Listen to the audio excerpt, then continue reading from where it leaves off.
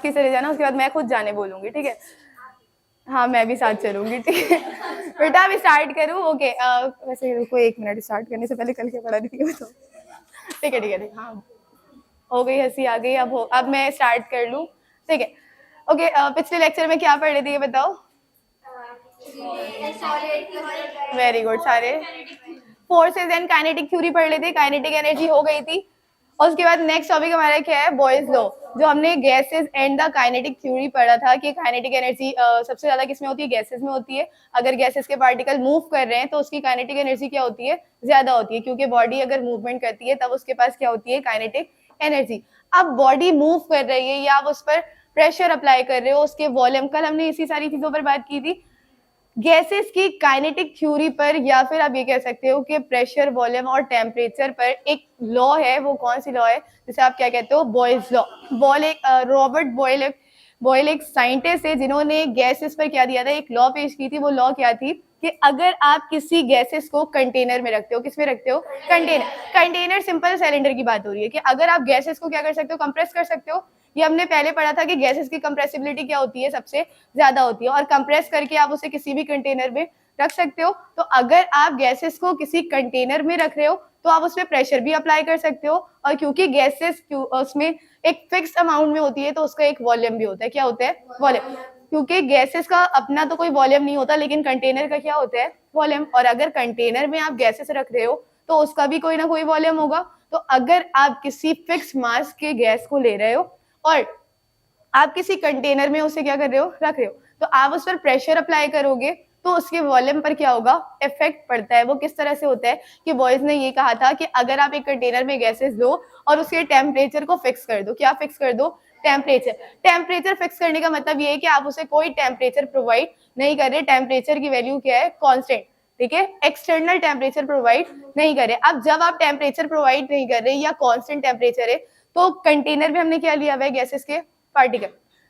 आप जितना ज्यादा, और उस पर हम अप्लाई क्या कर रहे हैं? प्रेशर अप्लाई कर रहे हैं। कल भी बताया था कि पिस्टन क्यों यूज की जाती है? ताकि आप क्या अप्लाई कर सको? प्रेशर अप्लाई कर सको। तो यहाँ पर कंटेनर में पार्टिकल्स हैं और आप क्या अप्लाई कर रहे हो? यहाँ पर प्रेशर अप्लाई कर रहे हो। जैसे जैसे आप प्रेशर इंक्रीज करोगे, पार्टिकल्स क्या होंगे? कंप्रेस होंगे, और कंप्रेस होंगे तो वॉल्यूम भी क्या हो जाएगी?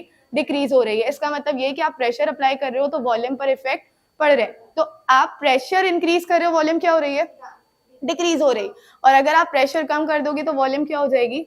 इंक्रीज। दोनों का रिलेशन किस तरह का है? इनवर्स रिलेशन है। वॉल्यूम और प्रेशर दोनों का रिलेशन किस तरह का है? इनवर्स। कोई भी चीज डिवाइड के फॉर्म में हो तो इसका मतलब क्या होता है? Inverse relation. प्रेशर वॉल्यूम से इनवर्स रिलेट कर रहे हैं और वॉल्यूम किससे इनवर्स रिलेट कर रहे हैं? प्रेशर से। तो यहाँ पर तो हमने एक कंटेनर की बात की है। सपोज करते हैं कि हमारे पास 2 कंटेनर, दोनों कंटेनर में हमने क्या, एक कंटेनर लिया जिसमें आपने गैसेस के पार्टिकल रखे और उस पर प्रेशर अप्लाई किया है। उस वक्त जो प्रेशर है वो इनिशियल कंडीशन है। इनिशियल कंडीशन में प्रेशर की वैल्यू क्या है? P1, और जो भी पार्टिकल का वॉल्यूम है वो क्या कहला रहा है? V1। आप जैसे जैसे प्रेशर क्या कर रहे हो? इंक्रीज। प्रेशर P1 से क्या हो गया? P2, क्योंकि हमने इंक्रीज किया है। क्या वॉल्यूम पर फर्क पड़ा? वॉल्यूम क्या हो गई? कम। तो जैसे आप प्रेशर इंक्रीज करोगे वॉल्यूम क्या हो जाएगी? डिक्रीज। तो हमने एक चीज यहाँ पर पढ़ा है कि P डायरेक्ट रिलेट कर रही है V से, और सॉरी इनवर्स रिलेट कर रही है V से, और V इनवर्स रिलेट कर रही है P से। दोनों में से कोई भी एक इक्वेशन आप क्या कर सकते हो? ले सकते हो। तो ये क्या हो गया हमारे पास? P डायरेक्ट इनवर्स रिलेट कर रही है 1/, सॉरी यहाँ पर देखो एक चीज ये कि P जो है, अगर मैं आपसे ये कहूँ कि P डायरेक्ट रिलेट कर रही है 1/V से, तो ये ठीक है, क्योंकि वो 1/V से तो डायरेक्ट रिलेट कर रही है, ठीक है? और अगर हम इनवर्स रिलेशन कह रहे हैं तो P इनवर्सली रिलेट करती है सिर्फ और सिर्फ V से। तो ये दोनों बातें ठीक हो सकती है। ये बात समझ में आई कि P जो है वो डायरेक्ट रिलेट कर रही है 1/V से, और इनवर्स रिलेट कर रही है सिर्फ और सिर्फ V से। क्लियर हो गई बात? अब जब भी आप प्रोपोर्शनल का साइन हटाते हो तो क्या यूज करते हो? कांस्टेंट। इक्वल्स टू, और क्या यूज करते हैं हम? कांस्टेंट। और यहाँ पर एक कंडीशन अप्लाई की है। वो कंडीशन क्या है? टेम्परेचर क्या है? कांस्टेंट, ठीक है? अब कांस्टेंट हमें पता है कि, अब देखो ये V जो है यहाँ डिवाइड में दूसरी तरफ जाकर, क्योंकि हमें अपनी इक्वेशन को क्या करना है? सिंप्लीफाई करना है। तो ये V डिवाइड से दूसरी तरफ मल्टीप्लाई, PV मल्टीप्लाई के फॉर्म में इक्वल्स टू क्या आ जाएगा? कांस्टेंट। कांस्टेंट क्या है? T। तो आपको T लिखना है, लिखो, नहीं लिखना है कोई इशू नहीं, क्योंकि वो वैल्यू क्या है? फिक्स है। 2 कंडीशन हमने ली है, इनिशियल और फाइनल। अगर हम इनिशियल की बात करें तो हम किससे शो कर रहे हैं? 1 से शो कर रहे हैं, और फाइनल किससे शो कर रहे हैं? 2 से। तो इनिशियल है तो पी वी क्या हो जाएगा, P1 V1 equals to constant, और फाइनली क्या है, फाइनल में क्या है P2 और V2, तो फाइनल यहाँ पर क्या हो जाएगा P2 और V2 इक्वल्स टू कांस्टेंट। आप दोनों इक्वेशन को कंपेयर करो, जब भी दो इक्वेशन को आप कंपेयर करते हो जो चीज कांस्टेंट होती है, जो साइड फिक्स होती है, आप उस चीज को नहीं लिखते हो। तो यहाँ पर दोनों में सेम क्या है, कांस्टेंट, तो ये चीज हमने हटा दी। P1 V1 किसके बराबर हो जाएगी, P2 V2 के। ये किस तरह से होता है, ये चीज कहलाती है बॉयल्स लॉ। ये किस तरह से इक्वेशन आती है कि आप प्रेशर इंक्रीज कर रहे हो तो वॉल्यूम डिक्रीज हो रही है, और वॉल्यूम अगर डिक्रीज हो रही है तो प्रेशर क्या हो रही है, इंक्रीज। मतलब एक चीज इंक्रीज हो रही है तो दूसरी चीज क्या हो रही है, डिक्रीज। तो वैल्यूज दोनों जगह आके क्या हो जाती है, सेम ही होती है। तो वो इस चीज को क्या कहते हैं, बॉयल्स लॉ कहा जाता है। बात समझ में आ रही है कि बॉयल्स लॉ का कहना है कि प्रेशर इंक्रीज करो या डिक्रीज करो, वॉल्यूम पे इफेक्ट पड़ता है, और टेम्परेचर हमेशा कांस्टेंट रहेगा। अगर टेम्परेचर कांस्टेंट नहीं रखोगे तो ये लॉ इस पर एप्लीकेबल नहीं होगी। क्लियर हो गई बात। बॉयल्स लॉ कहाँ पर अप्लाई किया जाता है, कोई भी एप्लीकेशन जहां पर आप प्रेशर अप्लाई करो और वॉल्यूम इंक्रीज या डिक्रीज हो। सिरिंज, सिरिंज में देखा होगा कि आप जैसे जैसे सिरिंज को प्रेस करते हो उसकी वॉल्यूम क्या होती है, डिक्रीज होती है, और प्रेशर क्या होती है उसकी, इंक्रीज होती है। या जैसे आप सिरिंज को क्या कर रहे होते हो, सिरिंज में आप कोई भी केमिकल या फिर मेडिसिन डालते हैं तो वो क्या होती है, वॉल्यूम इंक्रीज होती है, प्रेशर उसका क्या हो जाता है, डिक्रीज। ये बात समझ में आ रही है। तो ये किसकी एग्जाम्पल है, बाइसाइकिल पंप देखा है, जब आप पंप कर रहे हो तो, या कोई भी बैलून भी अगर आप उसमें क्या कर रहे हो, हाँ गैसेस फिल करते हो तो उसमें भी पंप यूज किया जाता है। तो वो भी क्या कर रही होती है, प्रेशर इंक्रीज और डिक्रीज। और जैसे जैसे आप प्रेशर इंक्रीज करते हो वॉल्यूम खुद ब खुद क्या होता है, कम, और अगर प्रेशर डिक्रीज होगी तो वॉल्यूम क्या हो जाती है, इंक्रीज होती है। क्लियर हो गई बात। ये सारी एग्जाम्पल किसकी है, बॉयल्स लॉ। अब बॉयल्स लॉ आपने पढ़ा है, उसका फॉर्मूला क्या बना, P2। इससे रिलेटेड दो न्यूमेरिकल्स आपके बुक में, वो क्या है, क्वेश्चन पढ़ो अशना। सारे बुक में देखो page number 168, work example 1।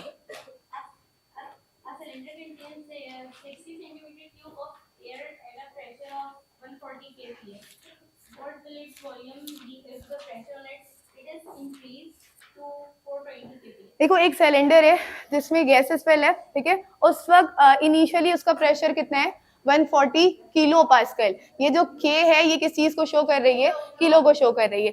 Kilo pascal given है। उस वक्त जो प्रेशर की वॉल्यूम की वैल्यू वो कितनी है, 60 सेंटीमीटर क्यूब। अब कहा गया है कि आप जैसी ही प्रेशर को इंक्रीज करते हो 140 किलो पास्कल से कितना कर रहे हो, 420 किलो पास्कल, तो वॉल्यूम 2 क्या होगा वो आपको क्या करना है, बताना है। अब देखो प्रेशर इंक्रीज हो रहा है तो according to Boyle's law volume क्या हो जानी चाहिए, डिक्रीज होनी चाहिए। तो हम सिंपल ये वाला फॉर्मूला यूज करेंगे, P1 V1 equals to P2 V2। आपको फाइंड क्या करना है, V2। तो ये V2 यहाँ पर मल्टीप्लाई में दूसरी तरफ जाकर डिवाइड, तो ये डिवाइड, सॉरी हमें V2 फाइंड करना है, तो P2 ये मल्टीप्लाई में दूसरी तरफ जाकर डिवाइड। V2 ये रहा 140, किसकी वैल्यू है, P1 की। V1 की वैल्यू क्या है हमारे पास, 60, और P2 की वैल्यू क्या है, 420। जब आप इसे कैलकुलेट करोगे तो वैल्यू क्या आ जाएगी, 20 सेंटीमीटर क्यूब। तो क्या वॉल्यूम की वैल्यू कम हो रही है, पहले क्या थी 60 सेंटीमीटर क्यूब, अब क्या हो रही है 20। तो क्या प्रेशर इंक्रीज करने से वॉल्यूम इंक्रीज हुई, सॉरी डिक्रीज हुई, वॉल्यूम क्या हो रही है, डिक्रीज हो रही है। अब देखो यहाँ पर एक चीज आप लोग पूछ सकते थे कि यहाँ पर हमने SI यूनिट में कन्वर्ट क्यों नहीं किया, क्योंकि किलो है या सेंटीमीटर, सारी की सारी यूनिट SI यूनिट में गिवन नहीं है, और जो चीज हमें फाइंड करनी है वो भी हमने किस में लिखा है, सेंटीमीटर क्यूब में। तो जरूरी नहीं है कि आप इसे किस में कन्वर्ट करो, SI में कन्वर्ट करो, क्योंकि SI यूनिट ऑफ प्रेशर क्या होती है, वैसे प्रेशर की यूनिट क्या होती है, पास्कल, और वॉल्यूम की यूनिट क्या होती है, मीटर क्यूब।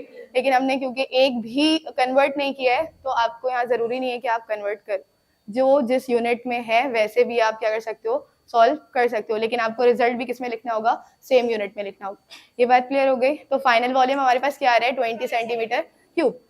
अब सेकंड क्वेश्चन देखो, इसी से रिलेट करते हैं, लेकिन थोड़ा सा डिफिकल्ट है, जो कि आपको होमवर्क है, आप घर से बना के लाओगे। तो डेटा देख लो, डेटा यहाँ पे समझा दे रही हूँ, इजी हो जाएगा। पढ़ो, कौन पढ़ रहा है, आयशा, आयशा पढ़ो, आयशा।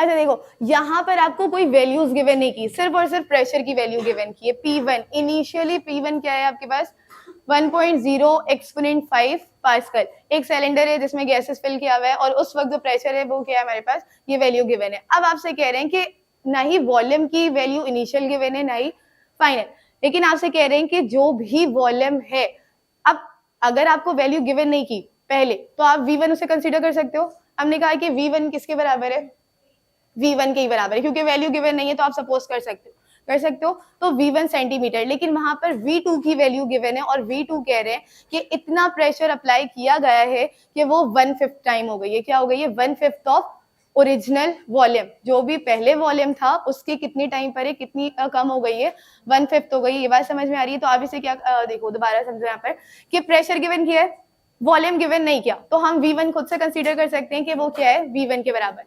यहाँ तक बात समझ में आई? अब second Ayesha, final volume given है, वो क्या कह रहे हैं कि सपोज करो कि हमारे पास पहले वॉल्यूम ये है, ठीक है, देखो यहाँ पर ये V1 है, क्या है ये V1। अब इतना प्रेशर अप्लाई किया है, जो सेकंड फाइनल वॉल्यूम है वो इतना कम हो गया है कि वो V1 के बिल्कुल 5 टाइम कम हो गया। बात समझ में आ रही है? 1/5 का मतलब ये है कि पहले वाले वॉल्यूम के 5 टाइम्स क्या हो गया, डिक्रीज हो गई है। बात समझ में आ रही है? तो आप उसे इन द टर्म्स ऑफ क्या ले सकते हो, V1। अब जब आप ये फॉर्मूले में पुट करोगे तो V1 से V1 क्या हो जाएगा, कैंसिल आउट हो जाएगा, तो आपके पास इजिली आ जाएगा। तो आप लोग ये सॉल्व कर लेना, वरना अगर सॉल्व ना हो तो आप नेक्स्ट क्लास में पूछ सकते। ओके, नोट कर लो इसे।